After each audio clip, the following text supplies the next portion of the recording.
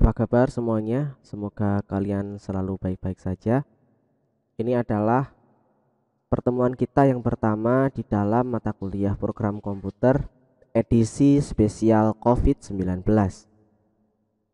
Kita tidak bisa bertemu muka seperti dulu semester lalu.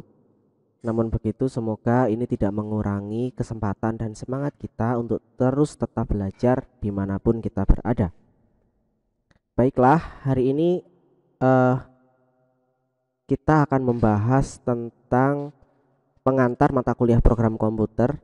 Jadi ini untuk memperkenalkan Anda apa mata kuliah kita sebenarnya, seperti apa model pembelajarannya nanti, kemudian apa yang kira-kira perlu dipersiapkan atau eh, dipelajari untuk mata kuliah ini, dan terakhir adalah tujuan dari perkuliahan ini nanti apa gitu ya. Baik, mari kita mulai saja. Jadi pertanyaan pertama yang muncul adalah ini mata kuliah apa? Program komputer itu jika eh, dipahami umum sekali gitu ya, program komputer, mata kuliah program komputer itu kalau di sini itu sedianya adalah untuk membekali mahasiswa agar memiliki kompetensi dalam memanfaatkan berbagai software atau program komputer untuk memudahkan mereka dalam mengajar dan membuat media pembelajaran.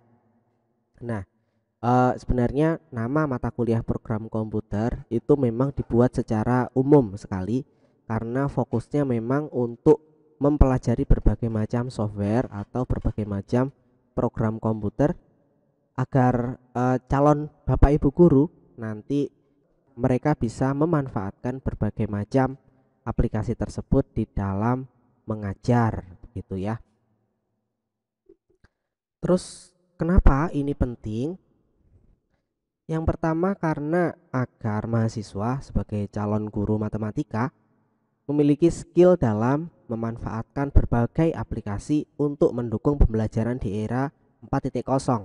Salah satunya apa? Ya, ini misalkan sekarang ini yang kita lakukan pembelajaran daring ini adalah salah satu bentuk pembelajaran di era 4.0 atau 4.0 ya. Eh yang mana ini sebenarnya model pembelajaran online seperti ini dengan memanfaatkan berbagai macam media ini sudah banyak dilakukan di negara maju, namun di tempat kita masih baru memulai secara masif seperti ini karena ada pandemi begitu ya. Semoga ini adalah salah satu hikmah positif dari adanya pandemi, walaupun sebenarnya kita juga berharap semoga pandemi ini segera berlalu begitu.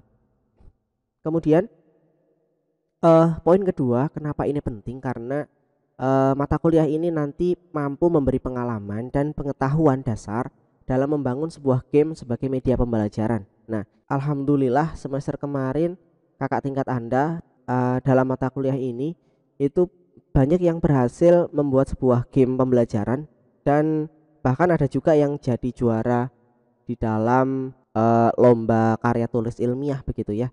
Nah, ini nanti insya Allah nanti kita juga fokus lagi membuat sebuah game pembelajaran, namun dengan beberapa improvisasi begitu. Semoga berhasil dan semoga juga tidak mengecewakan dan Anda bisa membuat sebuah karya dari mata kuliah ini. Kemudian dapat apa?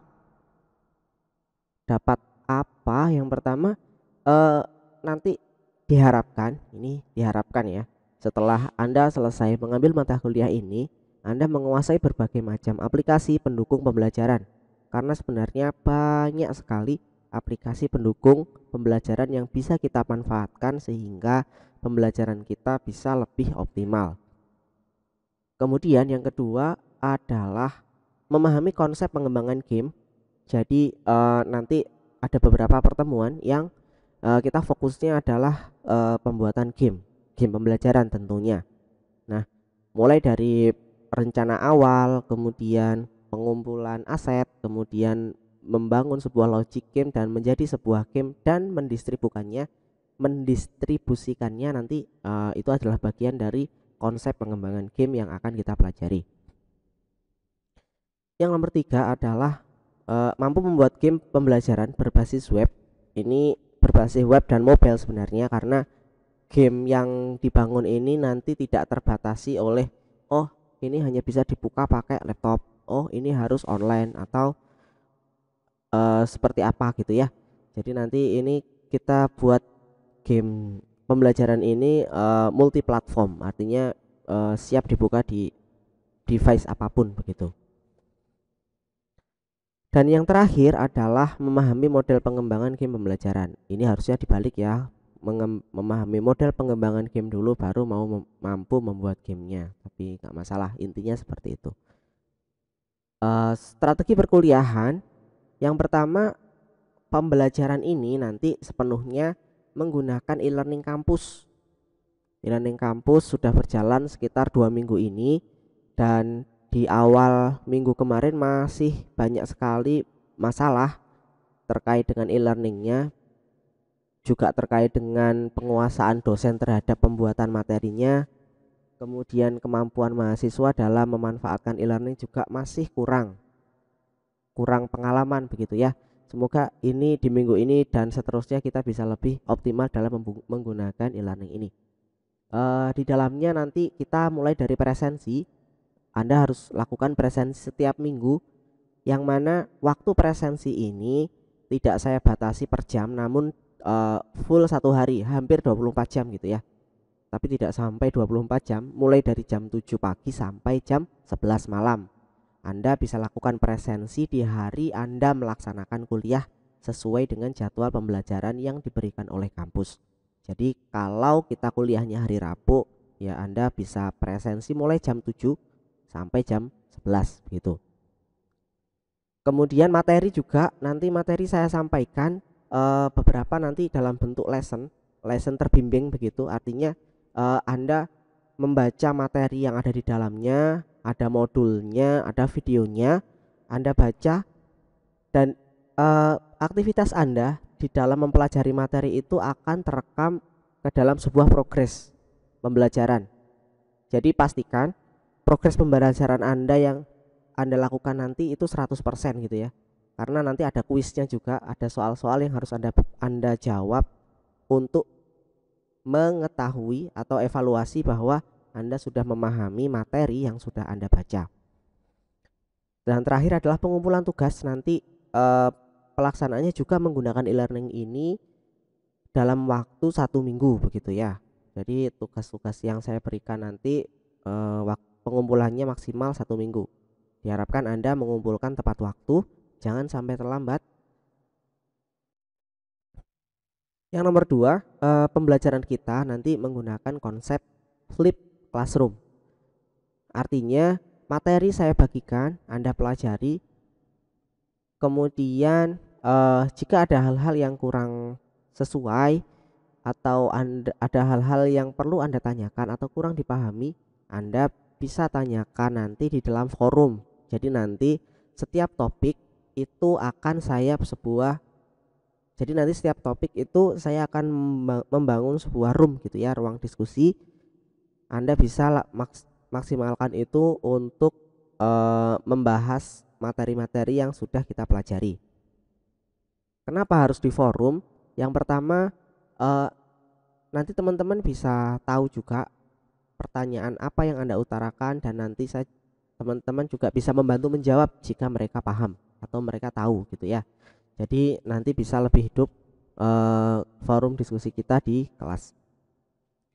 Yang ketiga, kuliah dilaksanakan bisa secara sinkronus atau secara video conference sesuai dengan kesepakatan kelas.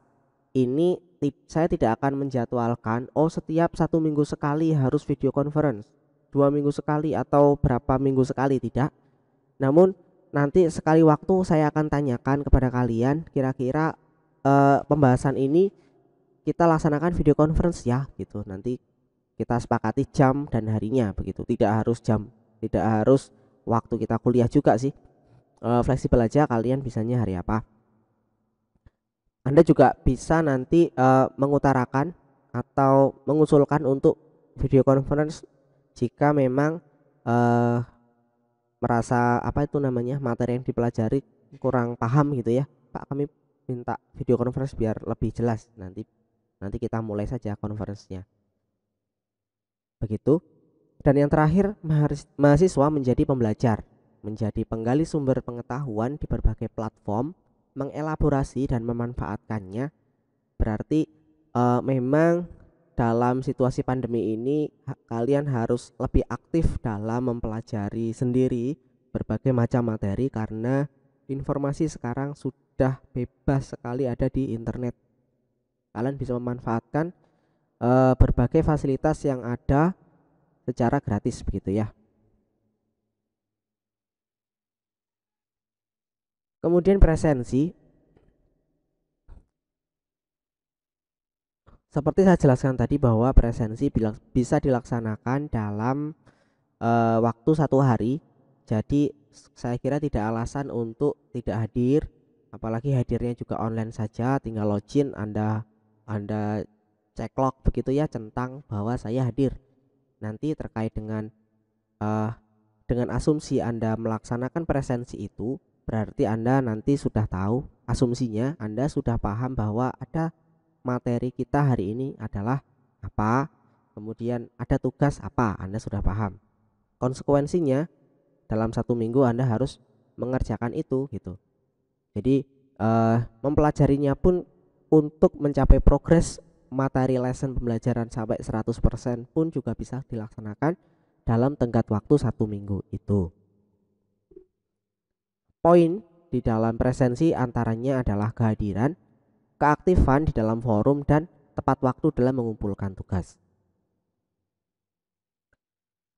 Selanjutnya adalah penilaian. Kita punya prosentase kehadiran 20%. Kehadiran ini berarti Anda full mengikuti pembelajaran kita secara daring itu 16%, dibuktikan dengan presensi online dan keaktifan di forum e-learning. Ini sebagai poin juga nanti ya, keaktifan di forum ya. Kemudian yang kedua adalah tugas praktikum 25%, tugas mandiri yang diberikan pada setiap pertemuan. Walaupun di pertemuan pertama nanti tidak ada tugas ya, nanti tugasnya saya berikan di pertemuan selanjutnya. Kemudian UTS 25%, ujian online berupa praktikum dan tulis 30%, dan terakhir adalah tugas akhir mata kuliah yang yaitu berupa program atau aplikasi dengan tema tertentu yang nanti saya bagikan temanya begitu ya. Setelah kita pelajari, mungkin pemberian tugas akhir itu saya bagikan setelah UTS mungkin ya, biar waktunya longgar begitu. Anda bisa siap-siap juga.